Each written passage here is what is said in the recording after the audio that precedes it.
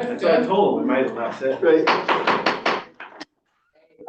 Good evening, everybody. I'd like to call to order the town board meeting for March 27th, 2024, at roughly 6:30 p.m. As always, we are remote. We're running a Zoom that you can get into at the top of all of our agendas. We are also streaming to our website, Facebook, and to YouTube.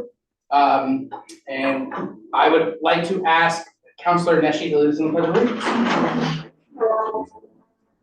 I pledge allegiance to the flag of the United States of America and to the republic for which it stands, one nation, under God, indivisible, with liberty and justice for all. Okay, so we are gonna move, to actually item number 4 first.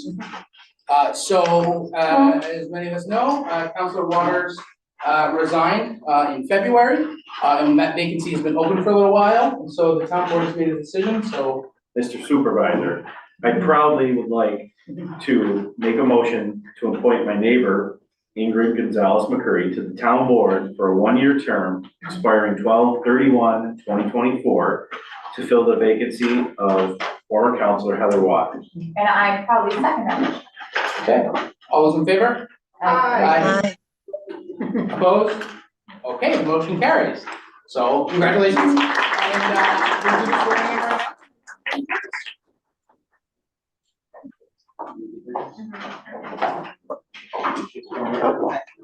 I'll take your stuff.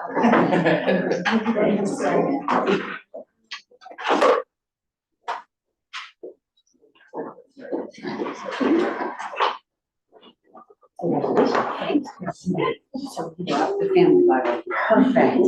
Which way is the tongue? All right, go ahead. Raise your hand. And just repeat after me. I state your name. I, Ingrid Gonzalez McCurdy, Do solemnly swear do solemnly swear that I will support the Constitution of the United States that I will support the Constitution of the United States and the Constitution of the State of New York, and the Constitution of the State of New York, and that I will faithfully discharge the duties of town councilor. and that I will faithfully discharge the duties of town councilor You are all, according to the best of my ability. according to the best of my ability. You are all set.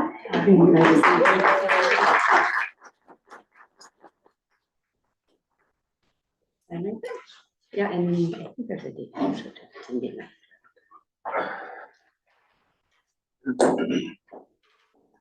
We're doing these. Go up. Thank you. Congratulations.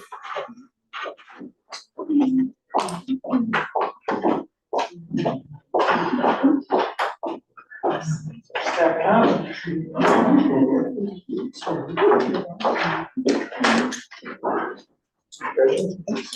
Okay. We've been a full board for the first time in a while. I will mention Councilor Italiano is joining us remotely. She is out of town for business. Okay, so next up, we have open podium. I grabbed it, William. So first up, we have Matthew Denton.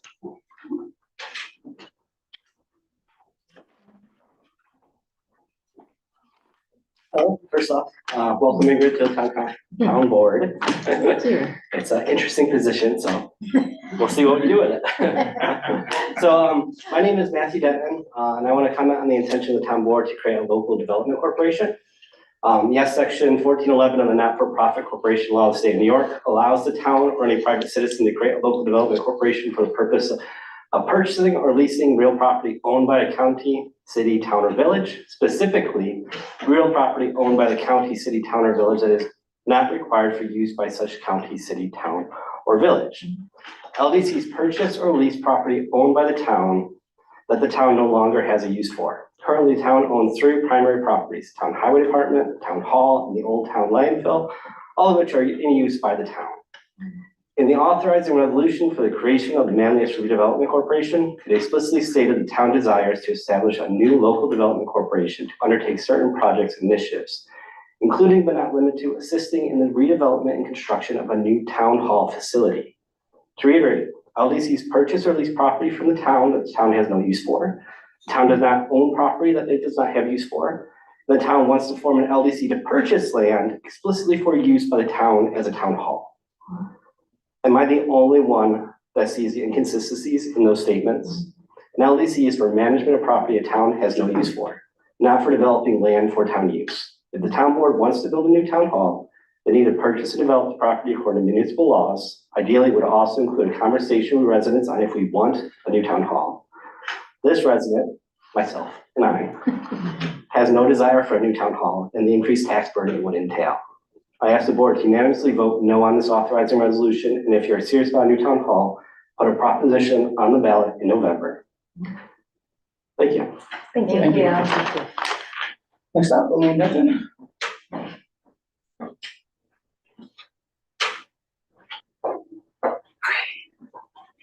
Hi. Hi. Okay, it's interesting to be on this side of the podium. I knew I wasn't done researching New York State law yet. And this one seems to be a doozy. An article I read said that LDCs were first created to acquire underperforming assets of local governments, namely county nursing homes. I have reviewed the law, which states that LDCs can purchase or lease property owned by the town if a resolution is passed specifically stating that the property is not required for use by the town. So the town would not be able to use this process to build a new town hall as it is written in the authorizing resolution. Reading the New York State Comptroller's reports on these corporations is eye-opening, and I hope the town board decides not to pursue this resolution, as according to the New York State Comptroller, these LDCs increase the risk of waste, fraud, and abuse of taxpayers' dollars. As the town of Cicero found out in 2004 and had to pay approximately $250,000 to bondholders, and this did degrade their credit rating. And this is in the 2011 report from the comptroller. These LDCs seem to avoid following local finance laws, like the Wicks laws, prevailing wage requirements, and Article 8 of the New York State Constitution. Is this how the LDCs lessen the burdens of government? Because that is very concerning. I would argue creating a completely separate entity creates more burden for the town of Manlius, as there are reporting requirements for LDCs to the New York State Authorities Budget Office, the New York Securities and Exchange Commission, its own board of directors, bank accounts to manage, et cetera, and et cetera. In my 4 years as town councilor, I advocated for creating a capital reserve fund and for a comprehensive study on the needs of our town and our community to see if we even need a new town building. A past feasibility study looked at municipalities 4 times the size of Manlius. It is not usable and needs to be redone with a cost-benefit analysis. There should be open meetings and community outreach, and if the community is interested in this process, there should be cost renderings, information available months before it goes onto the ballot for the voters to decide whether or not to take on that debt. This takes time. Most of these projects can take a decade of research and planning before they even go before voters, but that is the point. This is a big decision and it should take that much time. I will continue to advocate for renovating our current town hall, as I believe this building works for our needs, especially as government becomes more online and efficient. Thank you. Thank you. Thank you. Next up, Mike Langen. Hi, it's nice to meet you all. Thanks for letting me speak. I'm Mike Langen. I live over on Sheffield Lane. I am part of that community aquatics group that Steve Ball has put together. And I've been working with Steve. He's unable to make it tonight. I just wanted to make a comment and ask a question. Comment is, I applaud you for considering helping, working with the school district to perhaps build a community aquatic center. I won't get into all the reasons that you know, that it's feasible. There's going to be a tax burden. I understand that. And I understand that senior voters would be resistant to it. But I want to point out, the comment I want to make is, I guess I'm a senior citizen now. It's in our future. This aquatic center is in our future, okay? We have a school district that is in dire need of a pool. My daughter, Georgia, was the co-captain of the girls swim team the past 2 years. She's graduating. But it's not because they need, we need it for our swim team. It's because, and I wanna give this to you, I don't know if you've had it, it's a study that Tim Gallivan, the coach of the swim team, gave to me 2 years ago. Tim, hopefully he'll be around, and he won't have been hired by a college when the town's doing this, so we can help advise the school district if you work with them. But he points out that the study, and I've summarized it because, who wants to read a whole study? And I don't know if it's appropriate for me to just leave this here for If you you. wanna, We can pass it around. Okay, this is just a chart. Here the article is a study. It's a study done, it's a survey, excuse me, of 7 studies done from around the world between 2011 and 2019 in Greece, Australia, Korea, Brazil, and Spain. And they looked mostly at senior citizens with underlying conditions such as dementia, depression, anxiety, Parkinson's, type 2 diabetes, and they did moderate exercise, aquatic therapy, just aqua aerobics, being in the water. By the way, footnote, as you know, this is, I mean, I love baseball, I love all the other sports, but swimming's a little different. There's something about it, okay? And it improves mental health. And they found in these studies improvements between 13% and 140%. This is just objective studies. This is a peer-reviewed article. There's been no criticism of it. Everybody acknowledges it. Right now, the Y, which I love, is always packed. We could build this. It would help senior citizens. What you do is you have, just a 25-yard pool, 8 lanes, but then you have another 15-yard, 8-lane warm water pool. The pool for competition is usually kept cold. Warm water pool, and have it for programming for people with disabilities, which is they're always at the Y being helped. And anyway, it's in our future. I applaud you. Please keep up the work and let us know how we can help. I don't know whether it'll be through the LLC or some other way. I'm a lawyer, I should know the answers to these questions. No idea, I haven't researched it.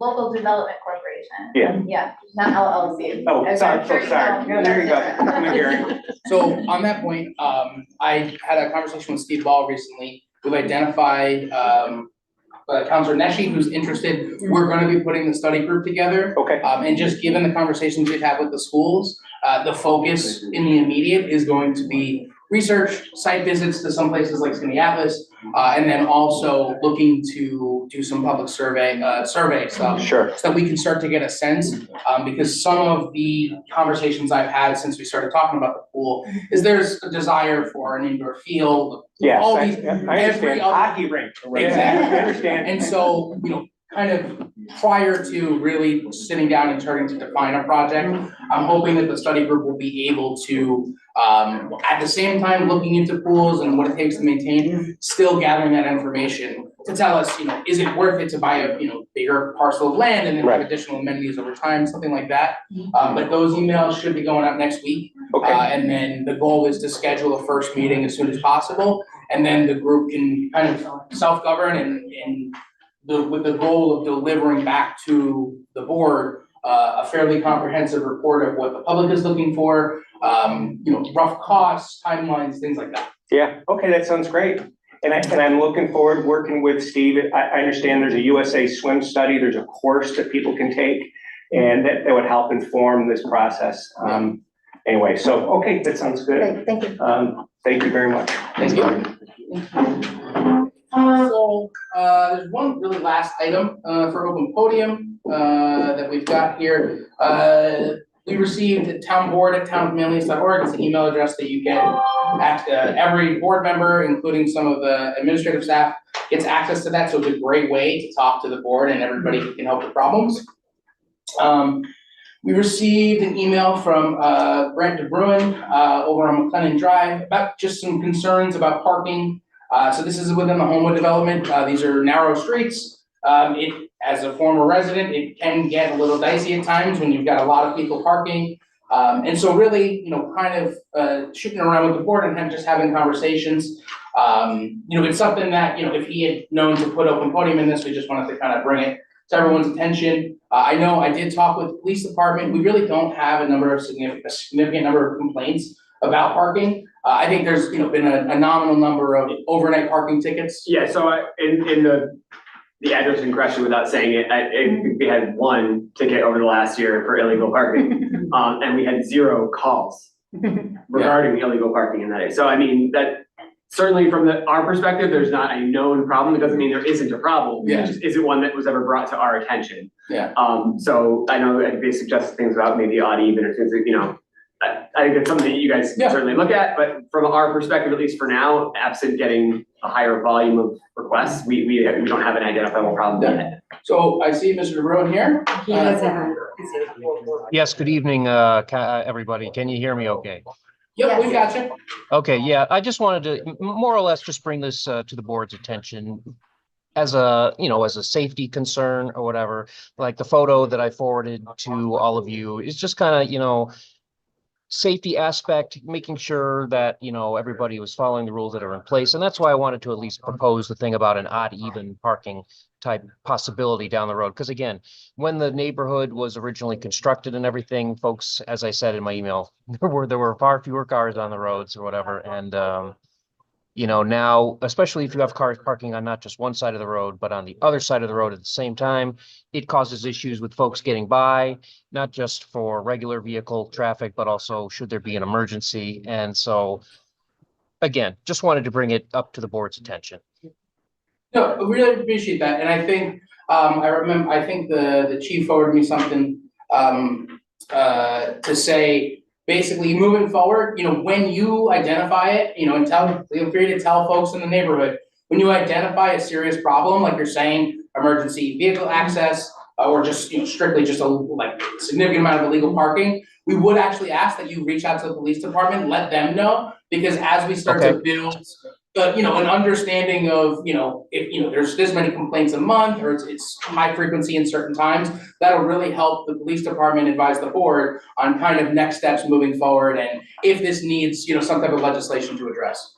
Got it. Okay, well, that's good to know or whatever. I'll make note of that. And just because these sorts of things have been going on for a while, and I just kind of feel that, just to kind of cut down on things so that we've got a free flowing move of traffic in and out, because McLennan is the main artery with the light to East Genesee Street or whatever. So that's another aspect of the whole thing. Well, we thank you for sending the email. Thanks for jumping on the Zoom. Yes. And like I said, we'll keep in touch with the police department, and, we are aware of the situation. We're gonna monitor the situation. And if it gets to a point where there's next steps legislatively, we'll definitely, start to have those conversations. Okay, fantastic. Thank you very much, everybody. I appreciate it. Thank you. Thank you. Okay, anyone else here who would like to make a comment at open podium? Anybody who's joining us via Zoom, please use the raise hand function. Okay, seeing no one in the room. Got anybody here there? Oh, fantastic. We will get rolling on this agenda.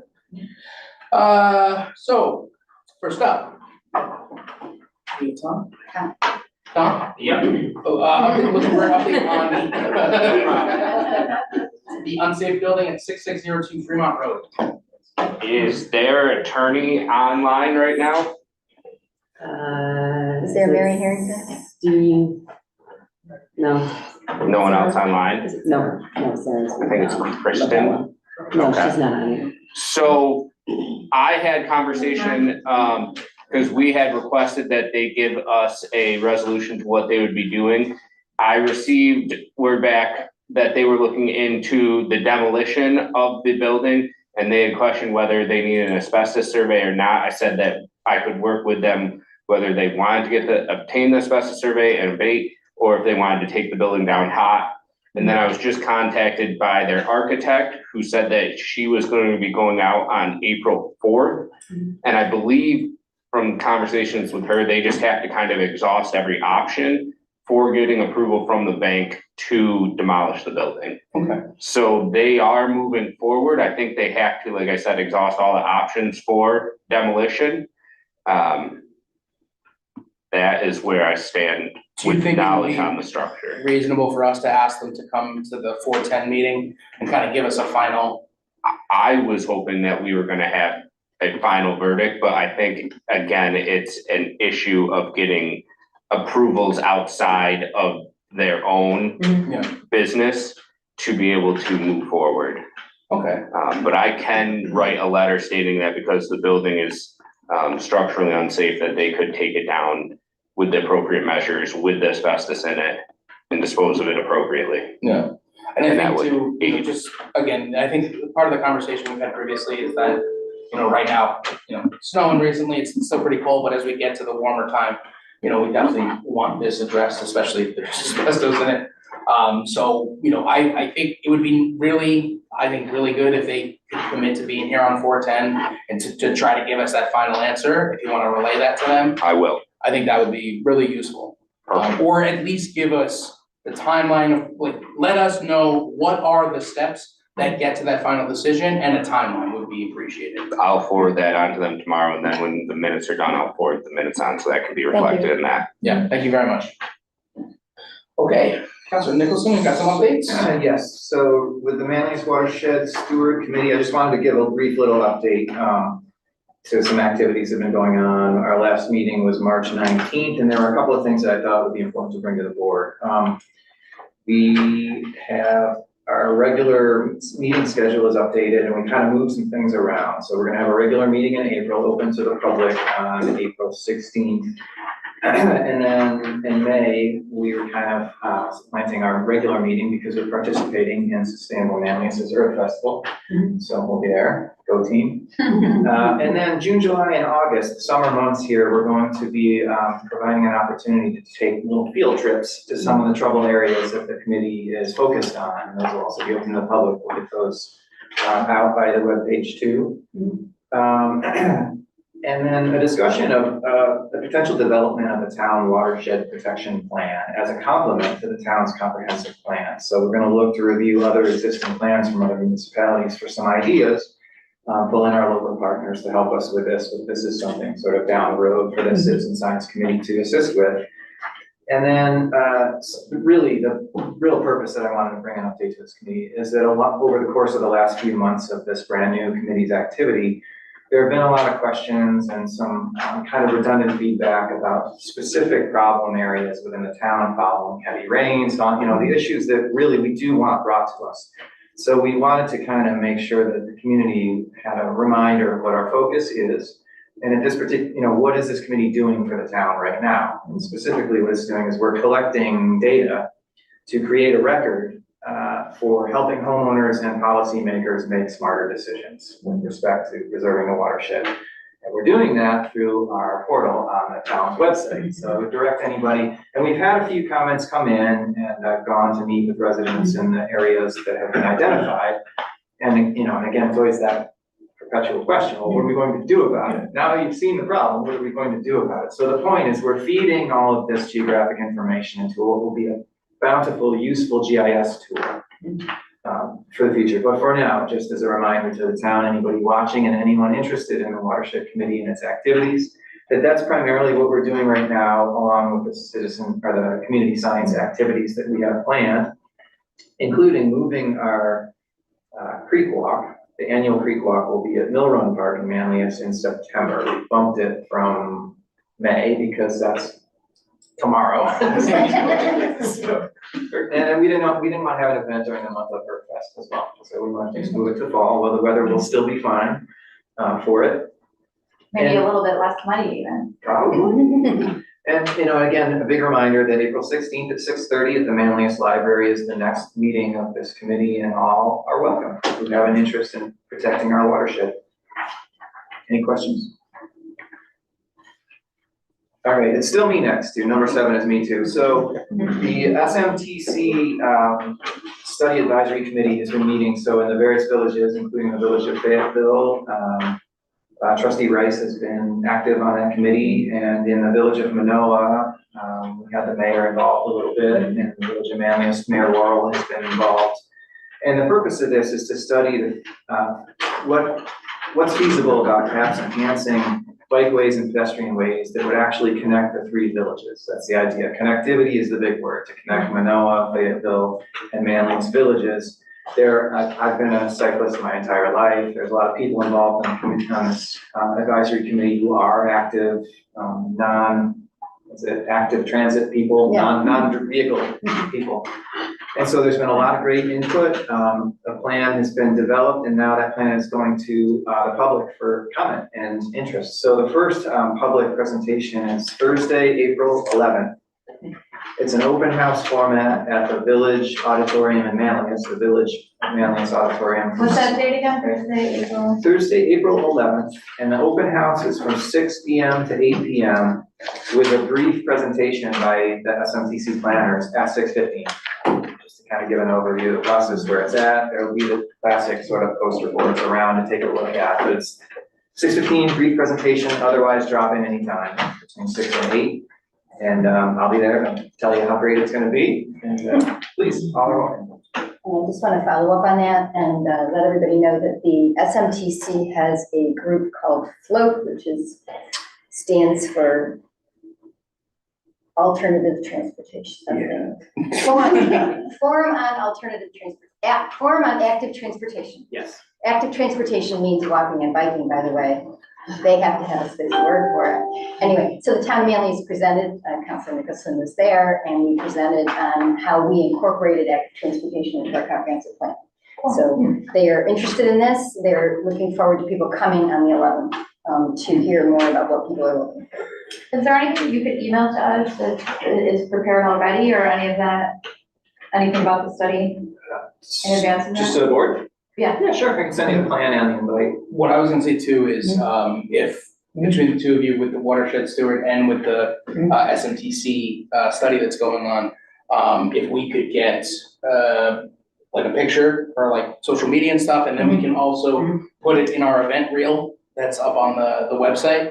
Just given that we're, it's one of our committees and we're directly involved in the study, I think that'd be a good way to make sure, especially for that SMTC open house, if we can get something to, Kay, Alex, and myself, that would be great, so we can get that posted. Will do. Okay, so next up, our proclamation.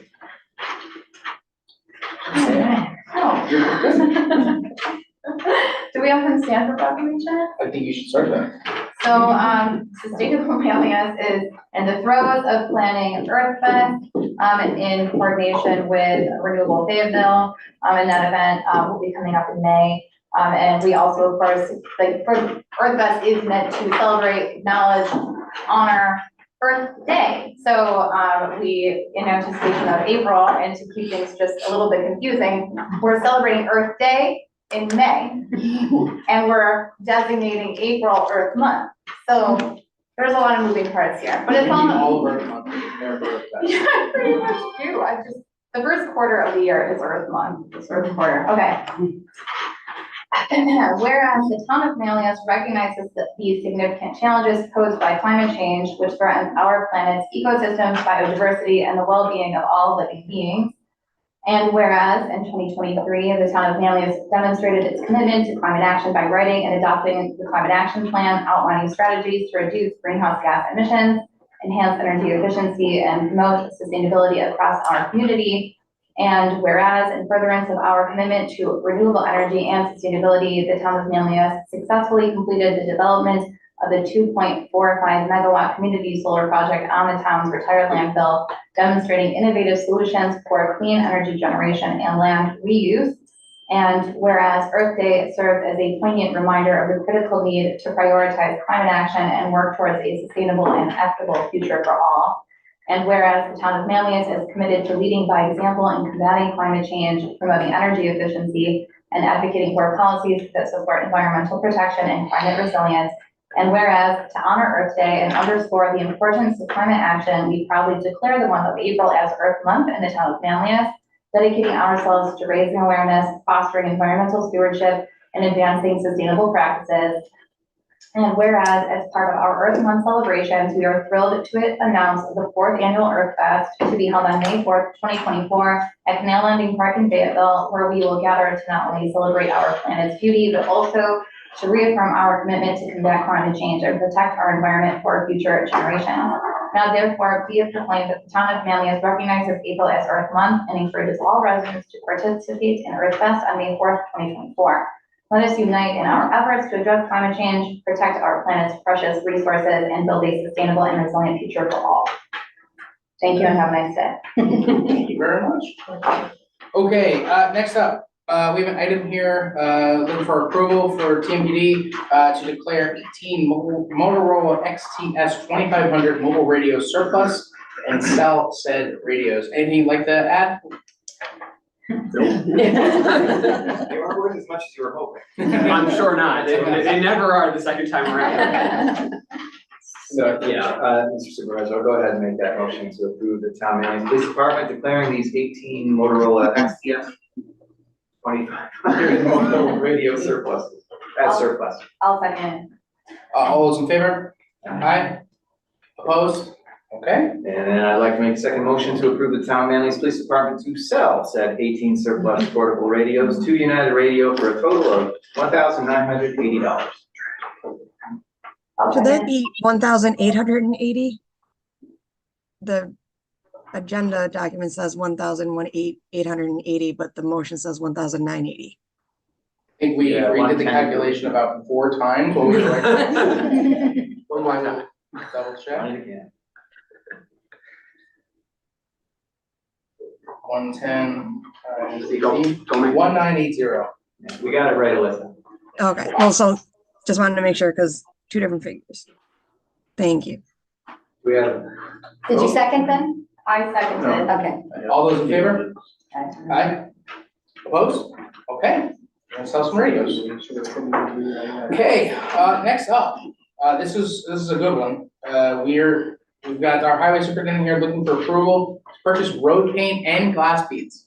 Okay. Road paint, we're in the purchasing mode right now, so this is good. Obviously, when we put the budgets together, every year, if this is part of our budget, it is state contract stuff, but I've always come back to the board, because it's kind of an expense that everybody looks at, and they're like, oh my God, we're just spending $30,000 on road paint, and, you know, no one really understands why, but, so I'll break it down. We actually order in 25 gallons or 25 barrels, 55 gallon barrels of white at a total cost of $11,882.20, and then 21 barrels of the yellow at a total of $14,229.60. So that's the paint side, and then on the glass beads, which makes the actual road stripe shine, with a total of 2,000 pounds in a box, we do nine crates at $8,280. So a total budget of $34,391.80. So I guess I'm just looking for a motion to approve. I will make a motion to approve the purchase of road paint and glass beads off the New York State contract in the amount of $34,391.80. And I've got one more thing, John, I want to just. Well, let's finish this. All those in favor? Aye. And then we get another one. Opposed? Okay. Yeah, this one here, that was actually this afternoon, that's why I sent that out a little bit late here. Yeah. We've been in contact, with a company we purchased back in June of 2023. Purchased some of the solar, signs that show speeds in some of the subdivisions. So we did approve it at that point in time for 8 signs, for a total of $26,396. I've had nothing but troubles. They told me originally we were supposed to get them in November. Now they're telling me, they told me March, now they're telling me June. So my patience level only goes so far, you know? So we discussed it at length today. I'm not real happy with the person that we're working with. So, you know, at this point, they're telling me that they can't give me an exact date on it. So we looked around and spent a couple hours this afternoon working with another vendor. So he's telling me within 3 weeks, they should be able to get us at least 4 of the 8 signs. And the price did go up, unfortunately, so we would have to adjust that price. And I believe we were using ARPA funds for that. So we have a total of 8 signs now at $36,896. So they went up about $1,500 a sign. Now, with that being said, they're an upgraded sign. They're a little bit larger signs, so they're gonna be a little bit more visible. I believe we're gonna have a little bit more memory with them, so we should be able to go back and see how many cars, you know, have gone at certain speeds and whatever over certain speeds. So So I would like to make a motion. Oh, just hold on one second, because when we approved this, and I don't remember how much of the ARPA funds we had set aside for highway, I believe it was 50. It is for traffic calming. That was for traffic calming, It yeah. was 50, I think? Yeah. So just to be clear, the total for 8 signs went up basically $10,500. Yeah. So what it works out to is $4,612 per these signs. Yeah. And that was the question I wanted to kind of pose to the board is, we can, use additional ARPA money to get to 8 signs. But if we wanted to stay as close as possible to that original approved price, We can 6 signs would get us at 27,672, which is just under $1,000 more. So that's what I wanted to throw out to the board. I do think the 8 signs, we know exactly where they're going as soon as they get in. But I just wanted to call out the increase of roughly about 33% Right. in the price. So I don't know if anybody has any strong opinions about 6 or 8. Well, I also had a question too, because I looked up Traffic Logic and saw that there's a 1 free year of cloud service for it. So what's the cost after that? Yeah, that's, well, so they haven't discussed it, and we didn't, on the original, estimate, Alyssa, the other signs didn't even have that option, for the cloud, where these do. So we can either, do the subscription later if we want to, or we don't need to. So there's not a requirement to do it after the free year, so we don't have to worry about the free year. If we don't want to continue the service, we don't have to. And so it's gonna have a 1 year Again, the trial original period. signs that we originally were purchasing didn't even come with that, so that's one of the upgrades that came with the system, so. Yeah, so I think that would be, I think really, they're gonna work, it's cloud services. So this is basically making it easier, so you don't have to go to the sign to get the data. Right. So if in a year's time, we think it's a good service and it's reasonably priced, we could opt into that. Right. Or we could simply not renew our subscription. And take our 1 year of data and analyze that. Well, and still, you Exactly. would still be able to go to the sign, download the data. Yeah. It's just, realistically, we're talking about, saving a highway employee probably one day, Yeah, a couple times a year. Well, there's no doubt that more is better. Like the number of requests we've had for traffic calming in various neighborhoods, I have no doubt that 8 would be useful and would be used and appreciated right away. And we do have the money to cover it, so. Yeah, I would be for it. Okay. Are we getting this off of state contract, Rob? He was gonna check to see if there was a state contract number on that, Alyssa. I don't know for a fact. But I think we're pretty limited to who we can purchase them from, because we need to have what we wanted into those signs, so. He was gonna let me know probably sometime tomorrow on that, so. So we should probably, I'd feel more comfortable approving this only on contingent on this being on a state contract then, without having another quote around. the previous ones, was that I believe the previous ones Previous were on one the was. state contract. statement? Yeah, but I'm not sure if this particular brand is on the contract. And certainly, I can get us quotes, other quotes, you know what I mean, so that's That's what I'm easy enough thinking. to do. So I can still do that, was, if it's not on a contract, we certainly can go out and get 3 or 4 more quotes on it, you know what I mean, so that's. Well, we not- have the quote that we already Well, I have. have the other. Right, quotes. so just one more. Yeah, exactly, so I can. get So those I think if we wanna make it contingent upon being on state contract, and then if it's not, we Then I'll go get out, you get the another quotes. quote, and then we can That's approve it in right. 2 weeks. Yep. Good? Is that good? I'm good with that. Could I amend that to be state or county? Yep, or a piggyback for that matter. We can Yeah. do a Oh, right. piggyback. Right. Okay, so I would like to make a motion to approve the purchase of 8 traffic calming signs for $36,896, which is an upgrade of previously approved expense of ARPA. So we'd be adding to our ARPA funds on this. Contingent on this particular manufacturer having New York State, Onondaga County, or piggyback contract available. I'll second. Okay, all those in favor? Aye. Opposed? Okay, thank you. I know, I thought it was gonna be good news when you called me today. I was like, oh, read the signs today. Sorry. Okay. So, let's see, moving right along. So we have liaison and committee assignments. So basically what we've been doing every time we update these is we just kind of update the documents and represent them. The changes that we are gonna see here is adding Counselor Gonzalez McCurdy to Sustainable Manlius as a member and assigning her to liaisonship of the town manager. which, to clarify, is going to be the town managers. So we would be looking for two motions here, basically as presented with those updates. So two separate motions. Yeah. Well, so, Who got them? okay, so do you want to do the sustainable management? I just have a quick question. Is this, I thought this was Sarah and that was me. We discussed doing this in the event that things went differently last week, but I see. this is not correct. I mean, What should Sarah, it this should be you, be? Chair of Finance and then. and then I'm second, correct? Okay, yeah. Okay, so with that, Just gotta make sure we're not moving that around. so to be clear, as presented with the change of Budget and Finance, is Counselor Bollinger, and a member of Budget and Finance is Counselor Priest. I'm free. It was close. Yeah, so this was important to you. All right, so moved. I'll second. So that is for, so just do motion to, So that's the committee assignments. So she So- just did the committee for assignments. the Yeah. committee side. Yes, Okay. so moved, yeah, that's good, right? A second. Okay. All those in favor? Aye. Aye. Opposed? Okay. So then I'll make the motion. Who's the liaison now to manager? Alyssa, do you want to make that motion now? Sure. I make a motion to approve the department liaison assignments as presented. I'll second. All those in favor? Aye. Aye. Opposed? Okay, motion carries. Let's see, next up, we have the Earth 2024 budget. So I do have, an amendment to the budget before we pass that, and let me pull it up here. We don't need to buy another earth ball. I did confirm that today with Craig. So that amount will get removed, and then, I think I have it in browser.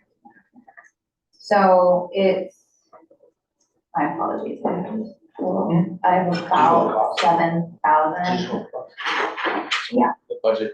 Yeah, so earth ball, the 450 for the earth ball will get moved to music and sound equipment. So then instead of that being 600, it'll be 1,050. Okay. Okay, so let's do it. So the total will remain the same. We're just expanding the entertainment budget. Okay, so the modifications to the budget that is on the agenda is moving the $450 for the earth ball to the music and adding it to the music and sound equipment line for a total of $1,050 in the sound. Correct. Music, okay? Yep. And the total is the same. So I'd like to make a motion to approve the Earth Fest budget with those modifications. Second. Okay, all those in favor? Aye. Aye. Opposed? Okay, motion carries. Okay, what do we got next? Okay, so, Yeah. so Do this. we have the labello rep? Yes, we do. Or- Sarah is on here. She can just, and she can answer a couple questions. Fantastic. Okay, so what we've got in front of us, this is a proposal from our engineering firm Labella to basically get us up and running with a new GIS platform through Esri. And we've got Sarah on to ask a couple questions.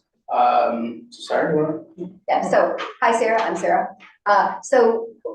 We had a couple of questions around the ongoing service cost, which is, to be clear, is not with Labella, it's with the vendor, Esri. But we wanted to kind of get an idea of the range of what the annual cost would be, because this GIS project is under an ARPA funding, but the ongoing money will be regular funds. So we just wanted to kind of get an idea of that. Gotcha. Okay. Can you guys hear me okay? Yes, fine. Okay, perfect. So there are a few different options when it comes to Esri products. And that really depends on what you are looking to get out of it. We would probably suggest, at least for your first year or two, to do, there are two different types. It's either a professional GIS license or an enterprise agreement. The enterprise agreement is kind of all encompassing. That is the more expensive one. That is, you can really run analysis and tools. And, as your GIS program grows, that would be a great option. However, we would probably recommend that at least for the first year, while you're just kind of up and running, to probably just do the professional GIS license. And there are a few different tiers that you can do with that. And it is also based on how many users you need and what type of users that you would like. once we have figured these out with you, we can actually get an official quote from Esri. But I did pull up a very similar project through a different client of ours.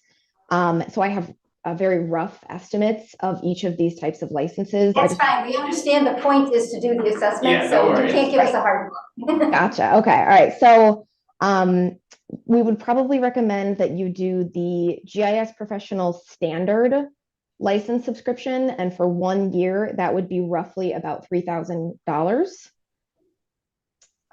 There is also a basic subscription, which for most things that would be typically perfectly fine for you guys to use. That's about $800. However, we like to recommend that you do the standard license instead. I know it is a little bit more expensive, but the amount of additional things that you can do with it is, in our opinion, useful and worth it. Then there are a few different types. So with the standard or basic user, those come with the desktop pro version and the online tool version. So if the town is planning on taking over the GIS maintenance of this program, I would highly recommend that you do desktop and online. That way you can actually edit it yourself. You can manage geodatabases and layers and shapefiles.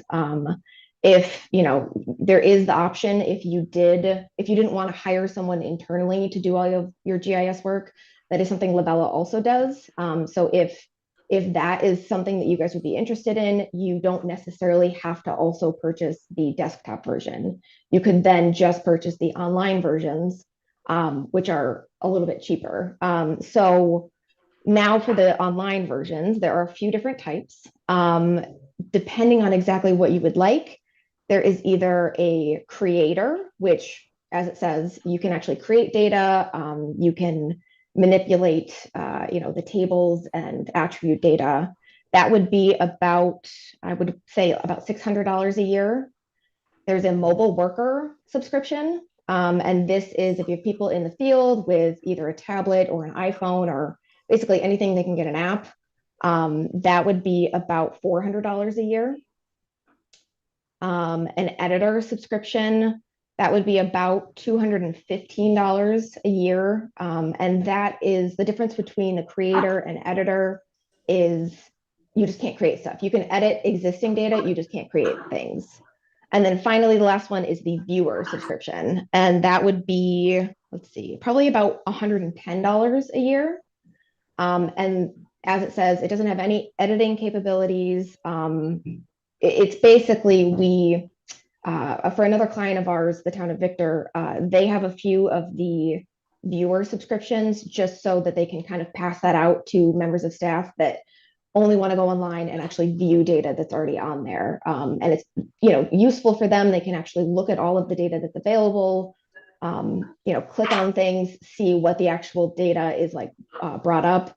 But for them, a lot of the times they don't even want to be able to edit anything. So that's perfect for them. So, and again, those, it's to kind of recap, the difference is, do you want it desktop and online, or do you only want it online? If you're going to do the maintenance of the data yourselves, I would highly recommend the desktop as well as the online. And then those are just kind of the rough prices for those. So for that professional standard, you said it was about $3,000 for online and desktop. That's going to be per user. Yeah. So theoretically, currently the way Esri is set up, there is one username and password you can log in. I will say that currently the way we have, at least for like the town of Victor, for example, we have it set up that is what I use to do maintenance on their data. That's also what they use to go in and if they have to do any editing. Theoretically, I think that could be the same for all of the usernames or the subscriptions. However, I will preface this by saying that Esri, the company, is potentially going to do away with, multiple people logging onto one username. Netflix all over again. If that were to happen, we expect it to be in 2026, but no one has said as such for now. But that is something I wanted to mention just in case, that does happen. So I think given kind of where we think we're gonna end up, it would probably be reasonable to assume we would go for one or two of those top tier, probably, have access, whether it would be planning, assessment, or possibly, shared between a couple departments. And then probably for everything else, that online only option would be really useful, especially like looking at creator, planning development, probably getting a creator account, same thing for highway, same thing, honestly, same thing for police, something for, assessment. And then really, the mobile ones would be really useful for highway. And then editor, that's what I think of when, folks at the counter who would want to be able to update that information as things change. So realistically, I think we can say, unless we have, amazing findings through the assessment, our yearly costs are going to be limited to under $10,000, pretty comfortably. So, and that means that given with the proposal, the ARPA money we have set aside, we would be able to pay 2 or 3, basically we'd be able to use the ARPA funds to fund this subscription through 2026.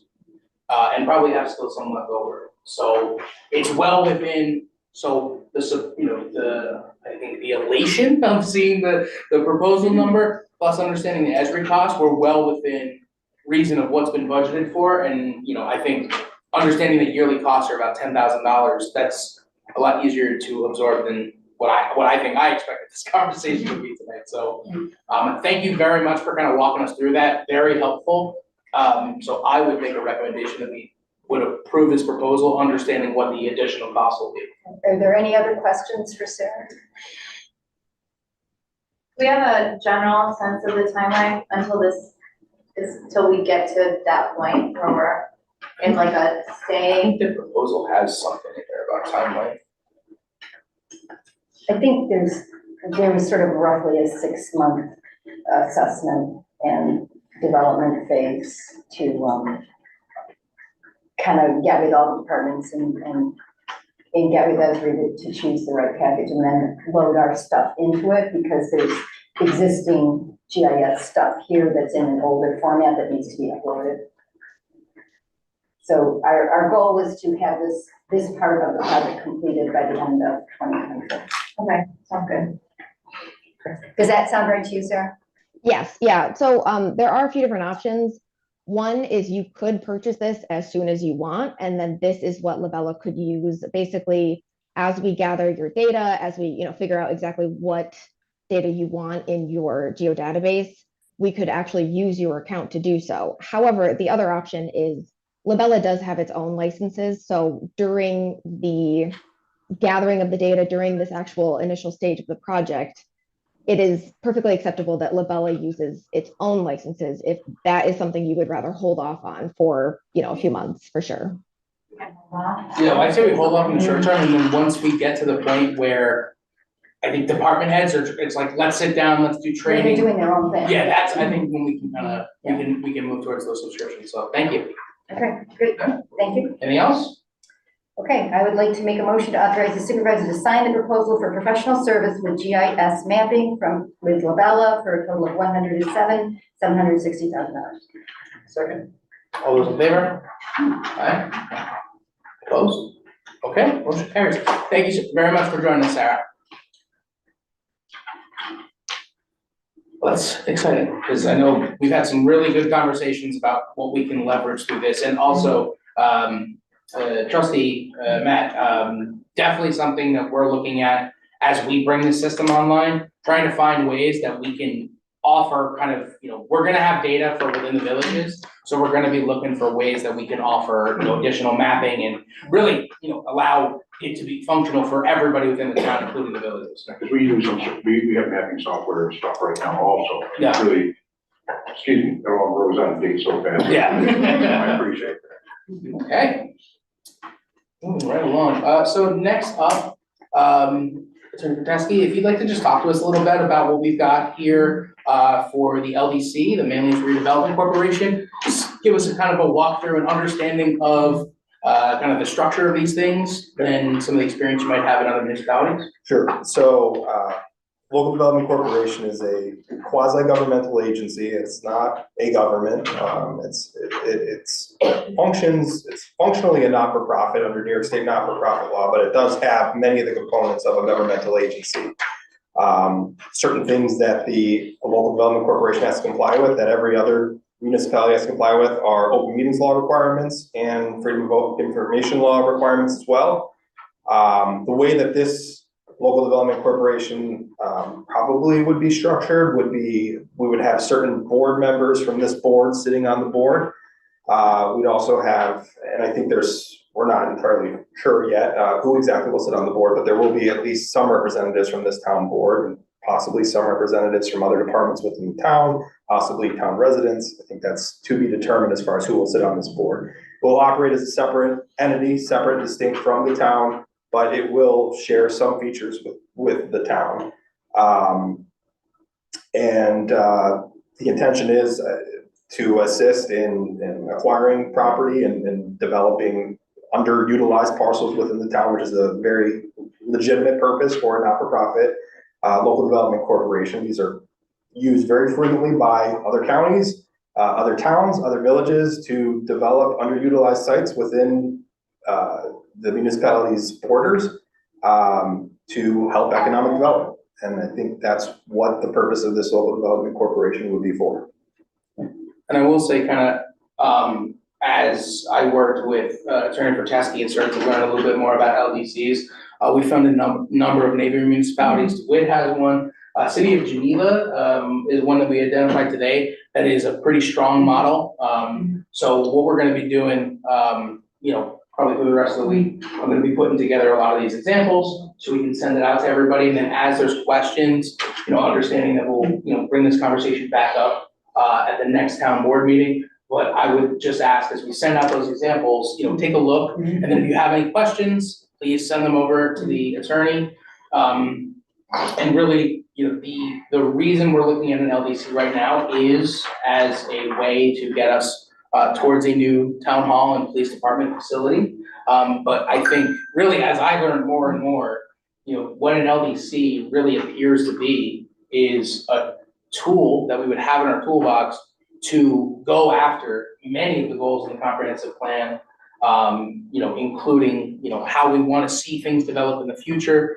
And surprisingly, many of the state programs we've been talking about, New York Forward, Downtown Revitalization Initiative, many of these programs are eligible to be applied for by local development corporations. And in doing a little bit of research, many times you have the town and the LDC partnering on these applications and increases likelihood of getting those applications. And because you have a partner within that has some additional abilities, legally speaking, it really does open the door to more ambitious projects. And I think in a lot of ways, whether it's through affordable housing initiatives, whether it's through economic development, I think this presents an interesting way for us to start to tackle some of those things that we've kind of laid out in the comprehensive plan. But I did want to mention too, the reason that we are having this conversation now is because, we've been working diligently on finding a site for the new town facility. Can I ask a question? Yeah. So, Mr. Podesta. Yes. Could you address the point that Mr. Denton raised around the state law, and if you can't answer it now, if you could answer it in the future? Yeah.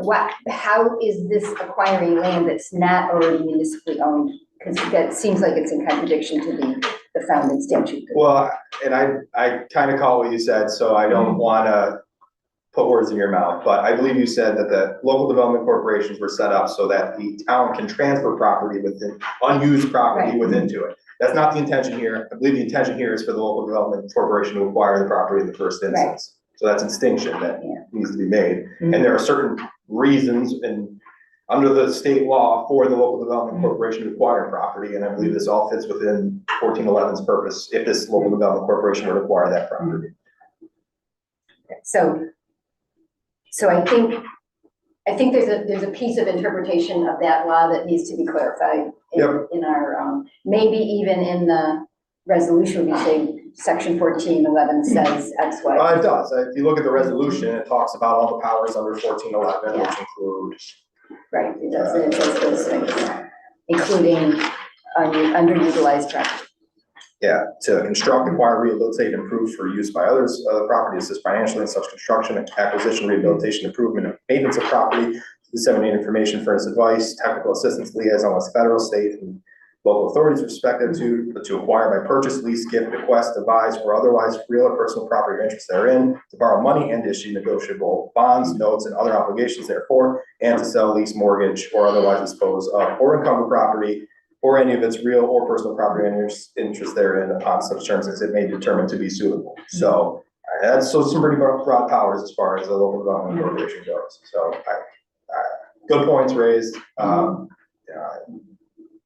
This is a tool used by many municipalities in similar ways that we're proposing to use it. So well, and I think too, a lot of these questions will be in large part answered by some of the models that we send out. For example, City of Geneva, right on their website, I think they've got 25 documents of policies they've adopted that dictate kind of how the standards they're held to, why they exist, the things that it can do, governance. So I think the examples will really help contextualize a lot of this information. It was interesting to me too. I've only had, we've had, 4 hours to review this idea, but in looking through some of the models, the examples offered, it is an interesting sort of wide-ranging and robust panel of expertise from, it's not just government people, it's, real estate people, community members, activists, whatever. They each represent kind of an interesting cross-section of the community that they were developed to develop. So I did a bit of research on this last night. I did have a chance to talk with Elaine yesterday, so we had discussed our concerns. And so I did some research last night in anticipation of the meeting today. And just in looking at like, how do we make sure that transparency, accountability, how do we make sure that those things are still happening in LDC, so that we're ensuring that there's oversight. And some of the things that I identified were regular reporting requirements. We could mandate the LDCs provide regular reports to the local government and the public on these activities, the finances and the outcomes, and that these reports could include details and information on the status of the projects, expenditures on money we spent, and the performance metrics, like how the projects are moving forward. We could require independent financial audits of the LDC to ensure that any funds in the LDC are being used appropriately and in accordance with the guidelines that we set. Audits could be made public. We could establish the board, like you said, Joe, with stakeholders from the government, from Town Manlius, from the community, from the business community, so that we ensure that the board has proper oversight over the LDC's activities and management is held accountable. We could have an ethics policy and a conflict of interest rule, so that we could make sure that that any board members who had any conflict of interest, that they would be prevented from engaging in those activities. And public and participation and input, we can encourage public participation through public meetings, hearings, consultations. We can solicit feedback from community members. We can do studies. We can have people respond directly to us with feedback. So whether it's a town hall or a trail or a housing project of some kind, we could establish those performance metrics so that when we are moving forward with these projects, we have a sense of what we're looking for to make sure that we can evaluate that the projects are moving forward in a streamlined way. And then, of course, the legal and regulatory pieces that we would be monitoring their compliance for that as well. So I heard Elaine's concerns and I thought that they were valid, but it seems like we can structure this in a way that addresses all of those, and while still allowing us to use this tool to move project development forward. When we say structure those, are we talking about in the way of bylaws under the corporation? Well, I'll be honest, about 15 of the 16 things you just rattled off are already required for local development corporations under the Public Authorities Accountability What was the Act. one that I mentioned? There are some you mentioned, or some that you didn't mention, like a whistleblowers policy, procurement policy. I mean, there's a whole host of requirements that the local, these are not just shady, shadowy corporations that live in the shadows. These are heavily regulated entities that the authority's budget office in New York State looks at heavily every year. They're required to do mission statements every year, submit annual reports every year, get independent audits every year. These are all supposed to be put onto their websites. They need whistleblower policies, conflict of interest policies, which will all be adopted as part of the organizational meeting if this local development corporation is formed. So if transparency is an issue, that they're subject to freedom of information law, and they're also subject to open meetings law requirements. So any board meeting of the local development corporation would be exactly the way it's happening right here, right now. There's another benefit to the local development corporation I feel like I need to mention too. That this also becomes, I think with what we're going to be pursuing, this will be a 501c3 entity, which will be able to actually issue tax exempt bonds to finance projects that within the town of Manlius that may not otherwise be able to be financed. So that's another bonus of having a local development corporation. But I guess I just want to clarify, these aren't these shadowy entities. These are heavily regulated, heavily looked at entities by the Attorney General, the Comptroller, and the authority's budget office. Councilor Italiano? Yeah, well, a lot of what I was going to say has already been mentioned by a number of the counselors as well as the attorney. But as you mentioned, Supervisor, the city of Geneva has LDC and they have a lot of documents on there as well. I did have a chance to look through because there is a website that lists a lot of like all the LDCs that are in the state, and there are a number of them in our county. The town of DeWitt has one, as you said. But the city of Geneva, I looked at their website.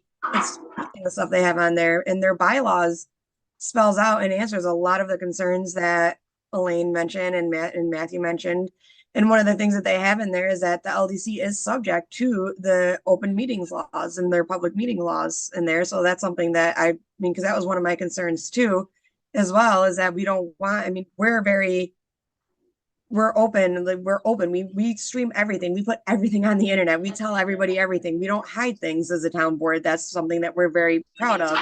And I don't want to have this LDC have any sort of cast any doubt on anything that we do like that. So that was something that I was already trying to consider and think of.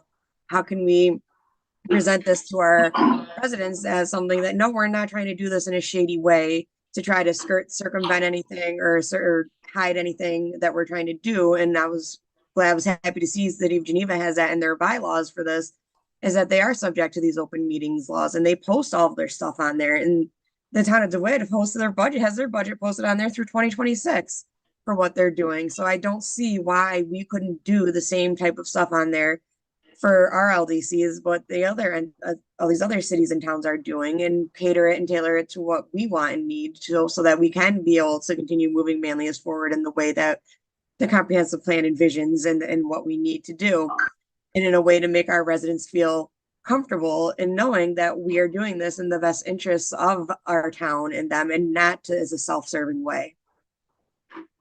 Thank you. So any other comments? Because like I said, we'll be sending some more information out, take some more time with the documents that have been prepared, send any questions.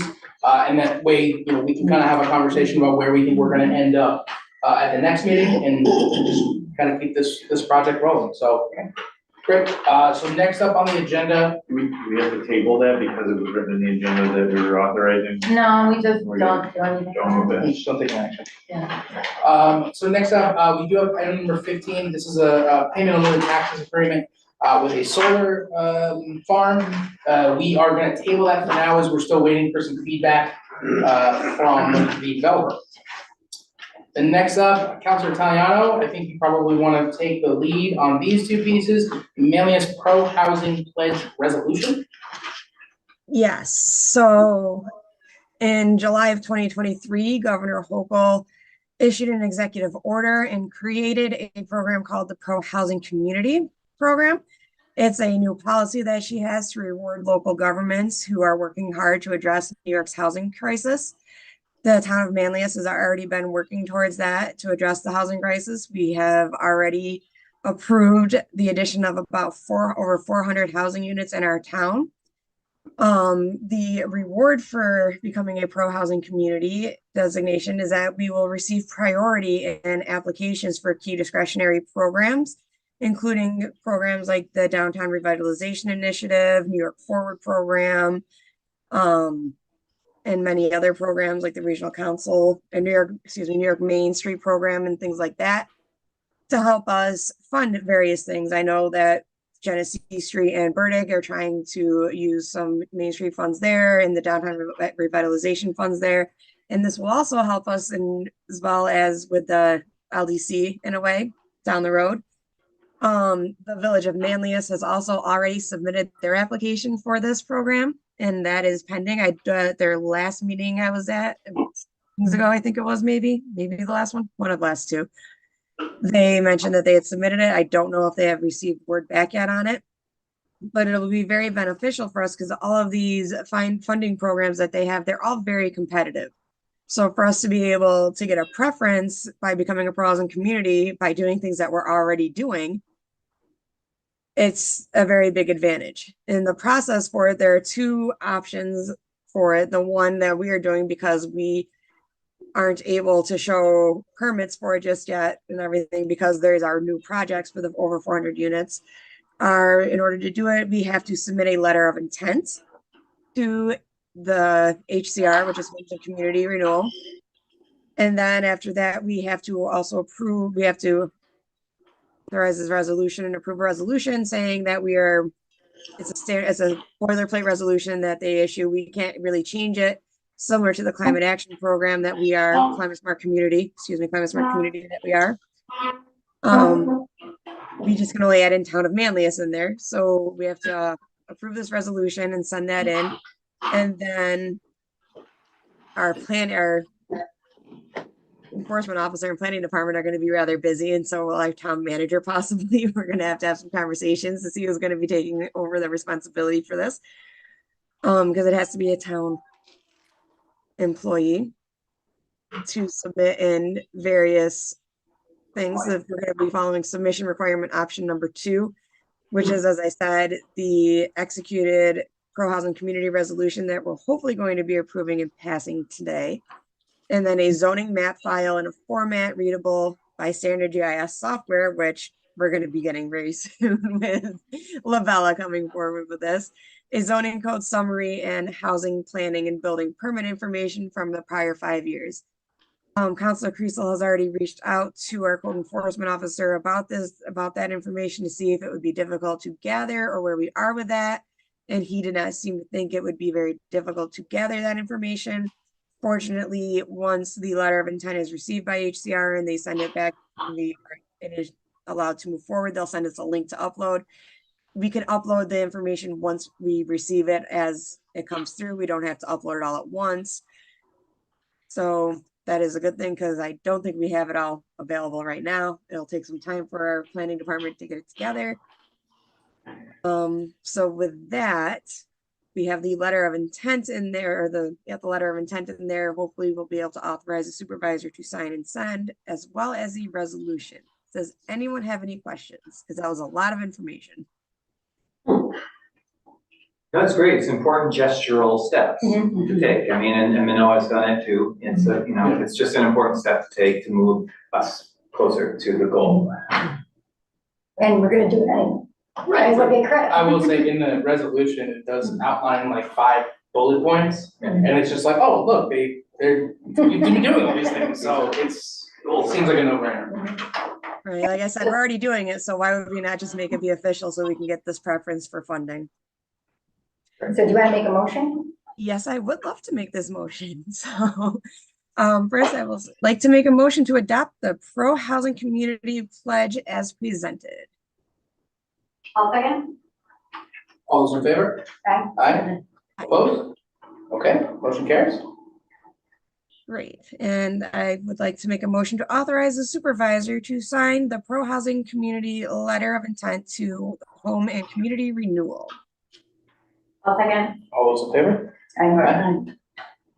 Opposed? Okay, motion carries. Fantastic.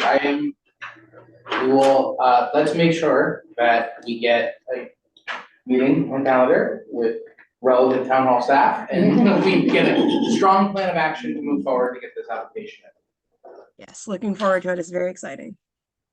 Awesome. Okay, next up, Do you want to talk a little Yeah, bit about sure. things? So this is a great culminating moment here for us here in town through some of the work of the Manlius Watershed Stewards in identifying problem areas of the town. Members of the community came forward with some issues around Perry Springs, FM Road area with routine flooding and drainage issues that are well known to Rob and anyone who's been around here for a long time. And reached out to our county legislator, former village mayor, who had some funding left over in appropriations to do some stormwater related work. And did we have any problem areas in the town? And indeed, we had this identified right away. It was, in the grand scheme of things, a relatively small amount of money, but could potentially have a lot of great impact for some really frustrated residents in a part of the town, just outside the village of Manlius. And so we've kind of burned back and forth. We got a proposal from our town engineer who was brand new to us at that time. It was one of the first things we threw at him, and we got right up on top of it and presented a nice work plan to do a study of really, for lack of a better term, sort of non-infrastructure mitigation measures in that area, because it's a very complex area, multi-jurisdictional concerns and old infrastructure not being used. It's a very complex area. So they wanted to run a study to find, whether there's plantings, riparian things, berms, earthen berms, non-built mitigation measures to help address these frequent problems in that area. And now we've turned through the contracting process. And so we have before us here is a motion to authorize the supervisor to sign an agreement with La Bella to actually perform the work in the Perry Springs area. Okay, any questions? All those in favor? I had a question about why the work and the dates in there were from like November of 2023 and not from now. What, could you repeat that, Melissa? I was just wondering why the start dates in there were from like November of 2023 and not from now going forward. I think it was delayed with getting it through the county, like, they wrote it back then, but then they weren't able to do it till we got the signed agreement. So the term of the term of the agreement right now in here is November 1, 2023, expires December 31st, 2024. Do we need to adjust that term, or? I think it can be done within 24. I do too. I mean, I'm kind of optimistic the nature of the work. Again, this is a study. It's not actual work. This is a study grant.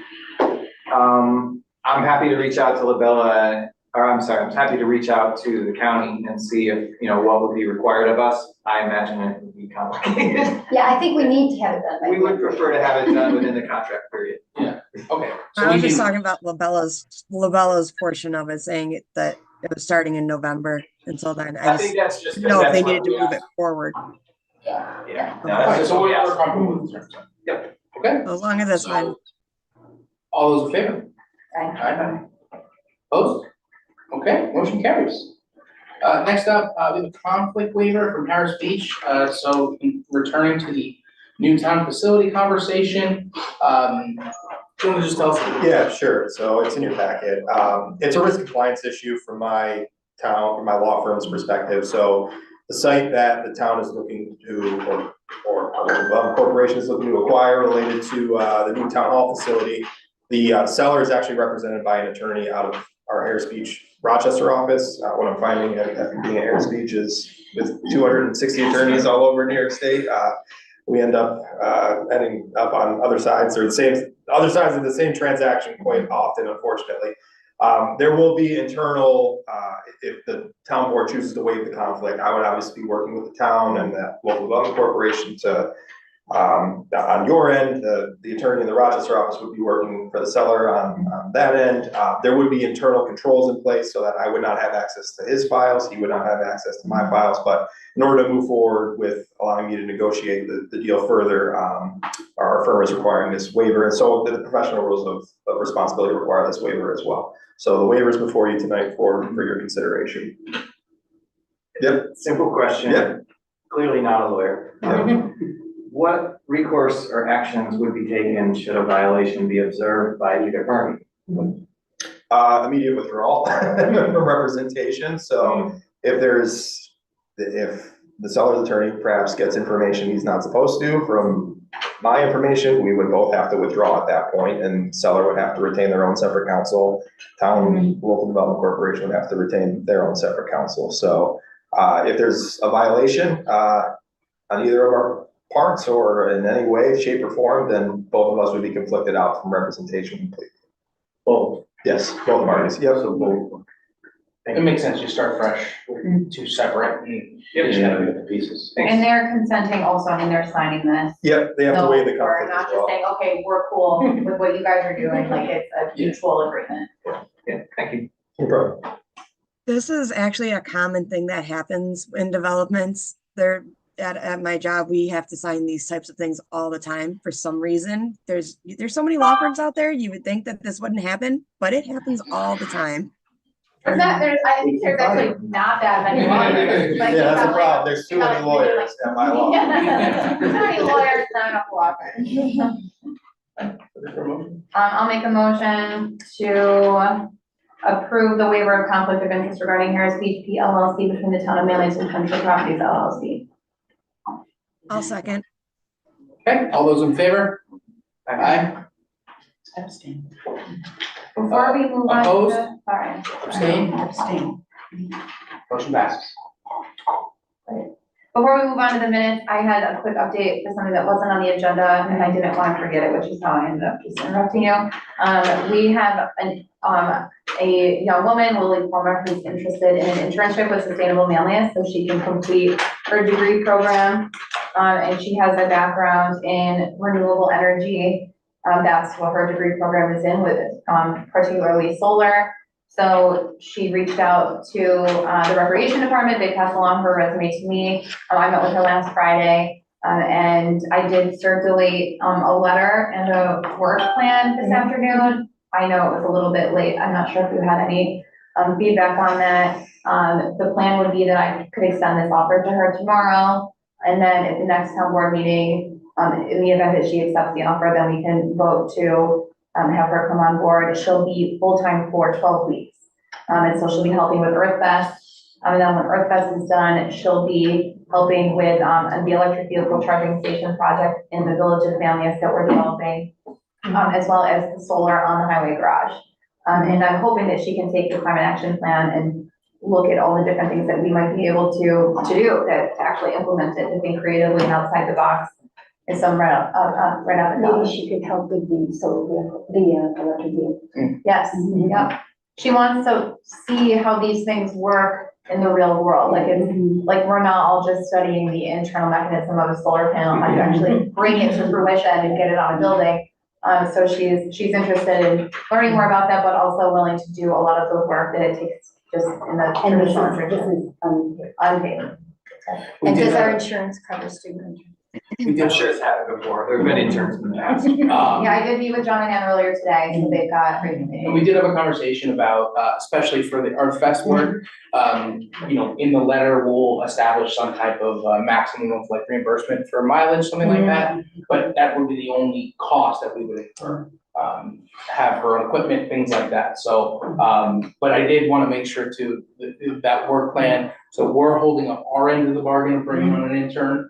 And so, you know, like Caitlin said, the goal is to kind of get her going with EarthFest being pretty quick, and then, at our next meeting to, you know, do the full approval process, approve the work plan, assign Caitlin as liaison and things like that. So any comments or questions on that? Well, my concern is that after EarthFest, you answer that. Yeah, and we'll have her start hopefully on Monday if she accepts the offer. Yeah, Alyssa? So the $25 for mileage, that process is you're gonna actually have her submit actual mileage to you guys, right? Not just say, yep, give me my $25.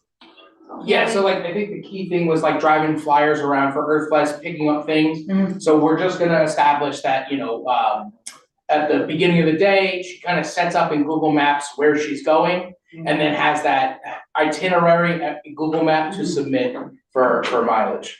And we wouldn't expect it, I mean, she'll be driving around maybe a few miles, like it's not, I can't imagine it could be even close to $25, and then after EarthFest, there really would be no reason for her to be driving very much at all, and maybe to go to the highway garage and back or something, so it should be pretty minimal.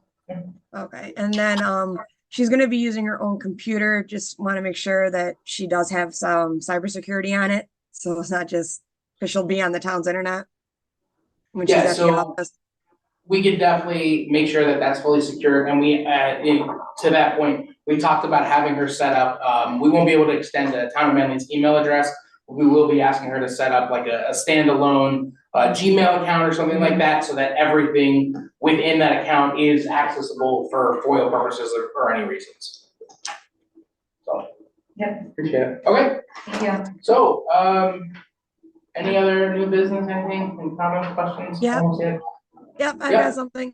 So the previous meeting, I mentioned that the Recreation Department won the Special Event Award with the CNY RPS. They have also now won the award at the state level for the fish stock there. So I just wanted to mention that they will be receiving that award at the event that they attend in April. And I just wanted to mention that and congratulate them for a job well done at the fish stock event with all of their collaborators with the villages and state parks and everything. So they won the local award, and they've also won now the state award for it. That's That's great. wonderful. We should do a press release for that stuff they've done. Yeah, would you be willing to work with them on that, Melissa? Oh, I'm sorry, Caitlin, what did you say? Getting a press release together. Yes. Yeah. Awesome. It was issued by state parks, right? That award? Because I think there's some social media out about it, right? Right, because Fish Stock is a collaboration with New York State Parks, County Parks, I think, believe is with that one, and the Village Recreation Department with Fayetteville. Or Manlius, one of them. There's so many collaborators, and then I'm probably forgetting stuff because the food bank is there as well. But it's an amazing event, and it's really awesome that they won it for the local level, and then they also then won it at the state level. That's great. Okay, anything else? Yes, I'll work with them on get a press release out for that. Fantastic. Thank you. I look for approval of the minutes. Anything else, Sharon? Make a motion to approve the meeting minutes, I'll make a motion. Or did Alyssa just make it? For what date? March 13th, The year. 2024. Fantastic. I second it, okay. William, seconded. All those in favor? Aye. That 3 minutes was so tough. Opposed? Okay, motion carries. And abstract number 6? Yes, so abstract number 6, we have here. I'd like to make a motion to approve abstract number 6 in the amount of $375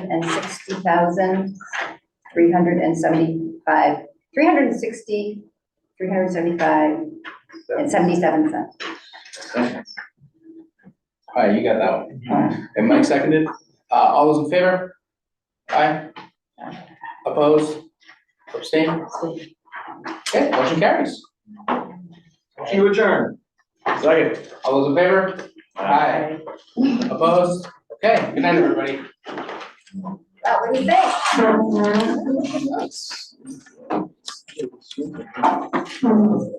Congratulations.